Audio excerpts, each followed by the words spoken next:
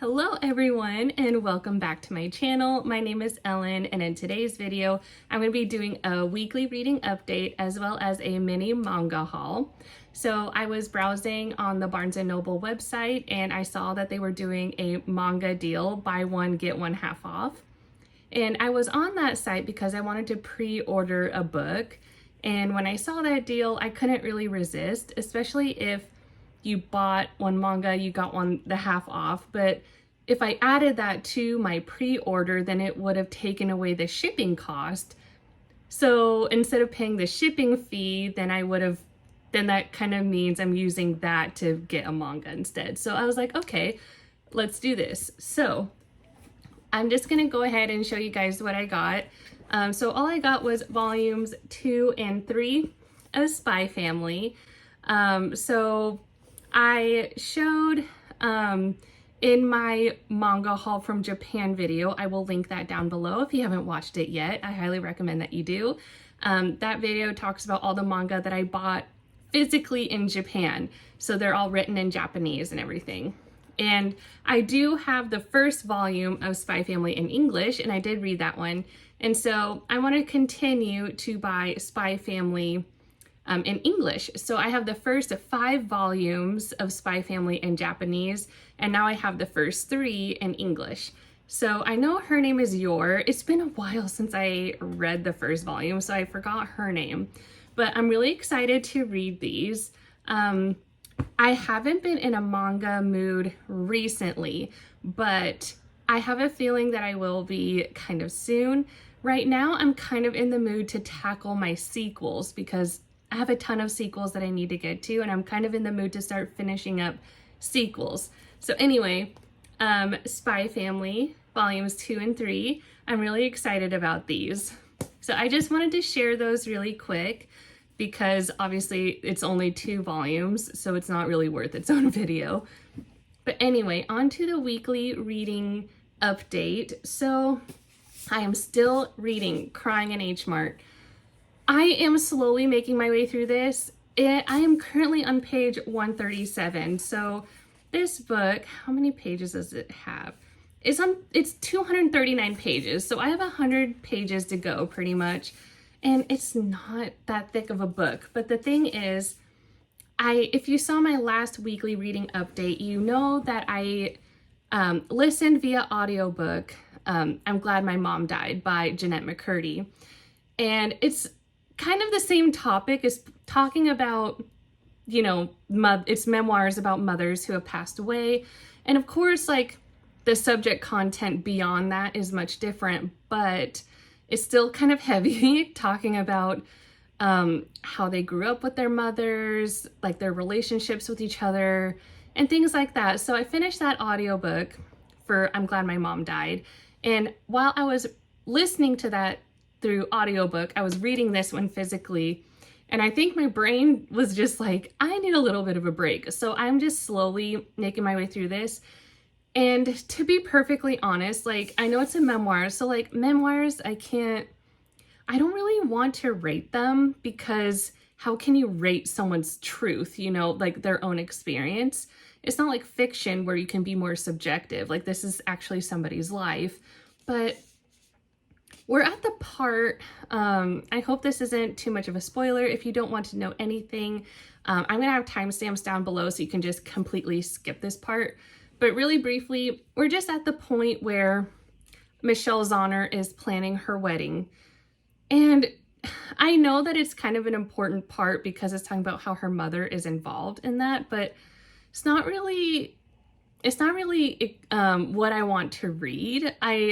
At least at the part that I'm at, I'm not really certain how this chapter is kind of relevant to the other topics that she's kind of discussing within this book. Like, the overall theme here is her mother's cancer diagnosis and finding all that out, battling those feelings, her Korean or half Korean heritage, and, you know, how food was kind of a way that she connected with her roots, and her relationship with both of her parents, you know, her white father, Korean mother. And this chapter about her wedding just I don't know. I'm just kind of like, okay, is this relevant? I mean, it must be since she included it. It's not really piquing my interest. So anyway, gonna continue on with this, but I am in general liking it so far. And again, I'm keeping it vague because I do think I want to do a dedicated book video on this one. So that's all I have to say about that. And through audiobook, because I finished I'm Glad My Mom Died, I decided that I wanted something more lighthearted, something a little more fun. So I decided to listen to The Girl Meets Duke series by Tessa Dare. And the first one is called The Duchess Game, I believe. And that is the story of Emma Gladstone and the Duke of Ashbury. And it's like, I believe there's 3 or 4 books in this series. You kind of follow the 4 friends. They all kind of get together in the first book. So you follow all the women in that quartet of women. And so the first book, you follow Emma Gladstone, who is a vicar's daughter, but due to circumstances, when she was 16, she ran away from home and she left Hertfordshire, where her home, and moved to London and became a seamstress. And now it's 6 years later, she's 22, and she ends up going to the Duke of Ashbury's house because he was previously engaged to this woman named Annabelle Worthing, and Emma was stitching the wedding dress for Annabelle Worthing, spent countless hours on the details of the dress, sewing all the beads and the jewelry, everything. And in the end, the engagement got canceled and Emma didn't get paid for her labor. All the materials were paid for, but not her labor, like all the hours she spent on it.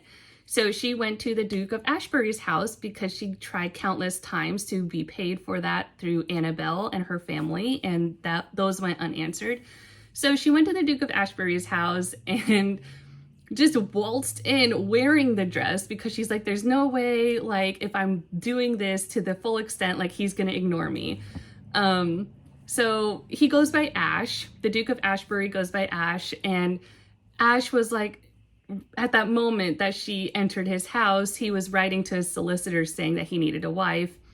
And not a spoiler, but right from the get-go that Ash was injured in the Battle of Waterloo. A rocket exploded right near him. And so literally half of his face, half of his body, all the way down his torso was burned. So almost like a Beauty and the Beast situation. So he's completely scarred on one side, and he's very bitter about it and pretty much just thought he's going to be alone forever. But he does need an heir, because if he does not, then his stupid cousin will take over the dukedom and wouldn't treat the tenants very well. So anyway, Emma waltzed in and the story goes from there. So it was so cute. I mean, I read this before. I read it on an ebook, and I think I read it through ebook twice, but this is my first time with the audiobook, and I really love the audiobook narrator. I think she did a really good job, and it was just so sweet. Just how they've both, Ash and Emma, have gotten so hurt for very different reasons, just lost hope on love, but then, just how love really conquers all, and how no matter what you may think about yourself, there always is that hope and possibility that someone will love you the way that you are. And I just thought it was a really beautiful story. So I literally just finished that one today. And then immediately I had to pick up the second book. It's called The Governess Game. And this one, we follow Alexandra Mountbatten, and she became Emma's friend in book 1 in Emma's story in The Duchess Game. And it was so sweet how those 4 women that get together, so there's Emma, Alexandra, Nicola, and Penny, or Penelope, and they all became friends because they're kind of like the outcasts of the Tong. And so Penelope is just a sweetheart who rescues animals. Nicola is a scientist who likes to bake. And Alexandra, for her job, she winds the clocks for people. She goes to the place where they wind the clocks and she makes it to all Greenwich time and stuff. So she helps wind the clocks to make it more accurate.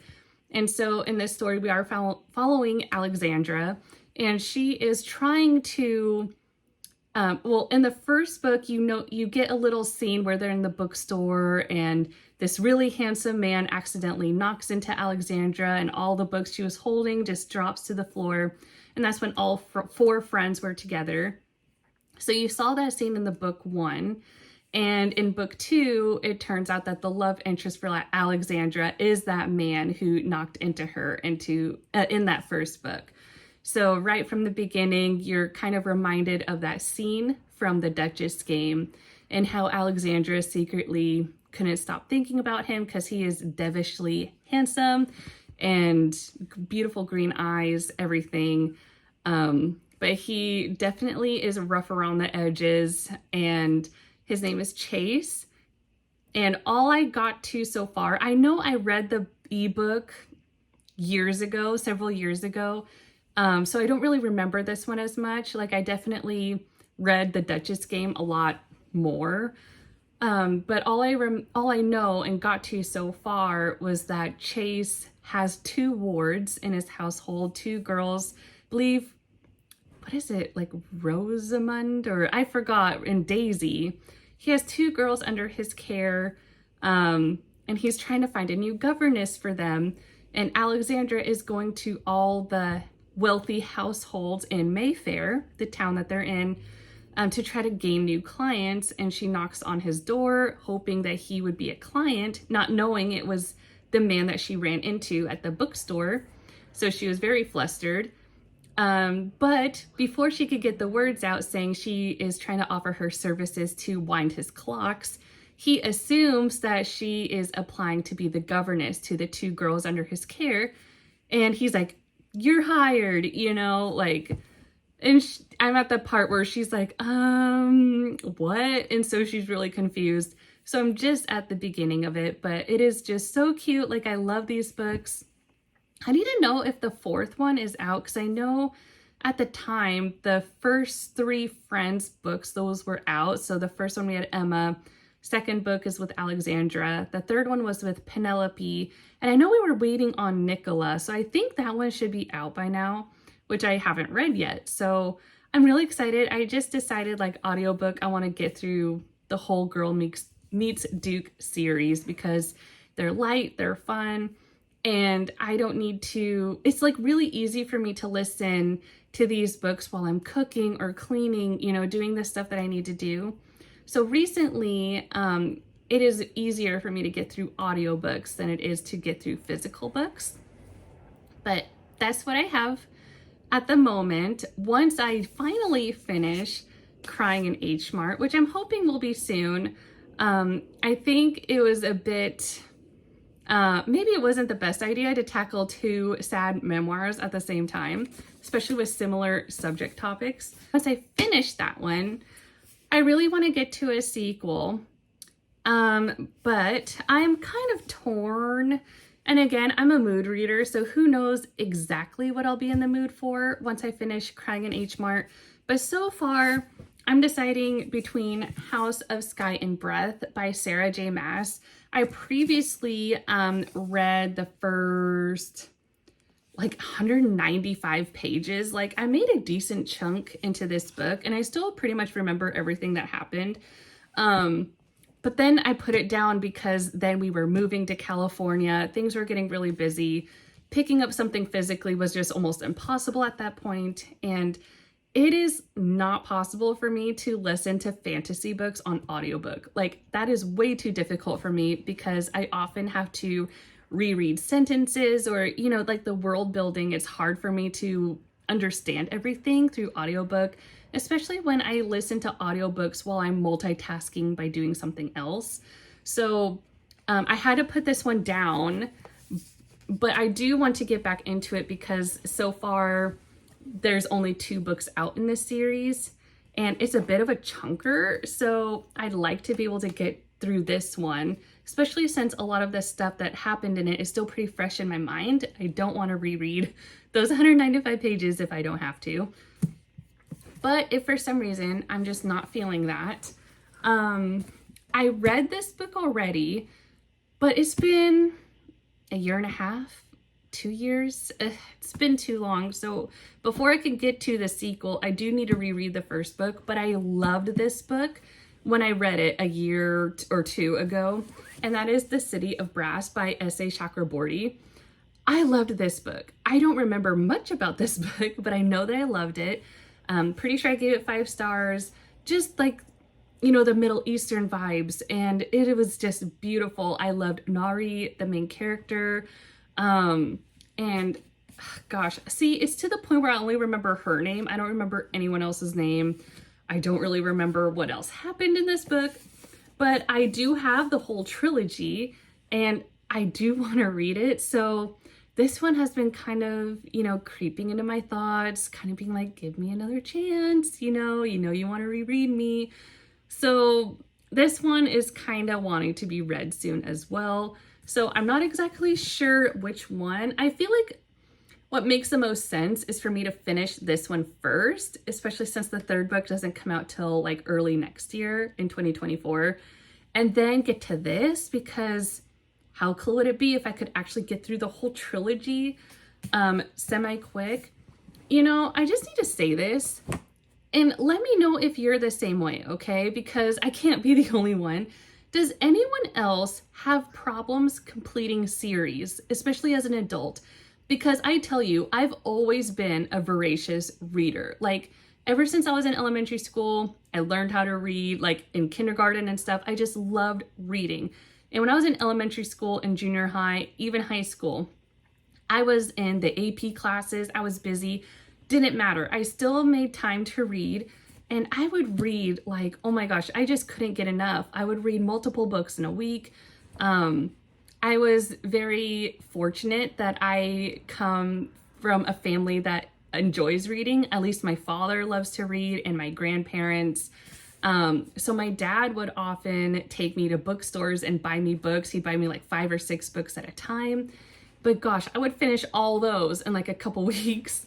And I was so good at completing series too. When I was younger, I would complete series, no problem. I'd read the trilogy, or like the whole series, like back to back to back. I didn't get burnt out. But now as an adult, it's like I read one book and I'm just like, oh, my brain needs a break. I need to read something else for a while. And then it's been so long since I read the first book or the second book that I just let time pass me by. It's like as an adult, I don't like to have that world like be gone. I don't want it to be over. And that's exactly how I kind of feel about Mistborn. Still need to read that third book in their, you know, the first trilogy. So anyway, I'm just wondering, am I the only one? Like, has anyone else had troubles as an adult finishing series, like not wanting to finish, or you just can't binge read a series? Like, let me know in the comments. Am I the only one? Anyway, that is all that I have for you guys today. If you've made it this far, just thank you so much for watching. I really appreciate it. Hit like and subscribe if you feel like it. I try to post every week, and I hope you have a wonderful week. Happy Easter if you celebrate. Maybe this is uploading the day after Easter. In any case, I hope you had a wonderful holiday if you celebrate. And let me know what you guys are currently reading also in the comments. I'd love to hear what you're reading, and are you liking that book or are you not liking that book, and tell me why. I'd love to hear about it. Anyway, I will see you guys next week, and I will talk to you later. Bye.